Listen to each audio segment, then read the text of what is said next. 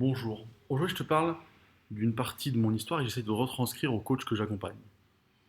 J'ai pendant un temps essayé de me former avec plein de formations sur tout ce qui existe en termes de business, de formation terrain, etc. Mais j'arrivais toujours pas mieux à vendre et à trouver des clients.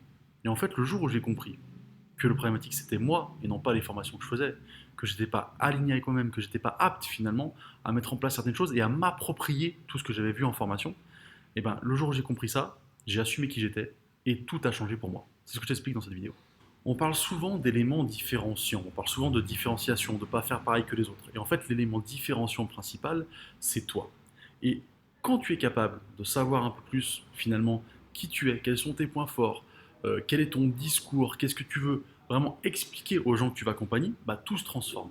Parce qu'en fait, ta communication va être plus claire, elle va te ressembler, elle va avoir les éléments que tu veux, et surtout, elle va correspondre à ton discours, ce qui fait que les gens vont adhérer. Deuxièmement, tu vas beaucoup mieux vendre. Parce que du coup, tu vas plus chercher justement à survendre quelque chose avec une méthode qu'on t'aura appris par cœur, mais tu vas utiliser ce que tu es toi, d'accord, pour mieux vendre. Troisième point, tu vas beaucoup mieux fidéliser parce que tu vas emmener tes clients dans ton univers et ils vont adhérer à ça. Et en fait, ce chemin-là, il est très important pour que tu puisses réussir. Parce que moi, je l'ai fait pendant un temps. C'est-à-dire que du coup, ben, pareil, j'avais une trame de vente qu'on m'avait appris dans une formation qu'il fallait appliquer à la lettre. Et je le faisais. Et à chaque fois que je le faisais, j'étais pas à l'aise. C'était nul. Je ne me sentais pas dedans. Tu vois, j'essayais de faire étape 1, 2, 3, 4. Surtout ça, c'est très important, tu le dis.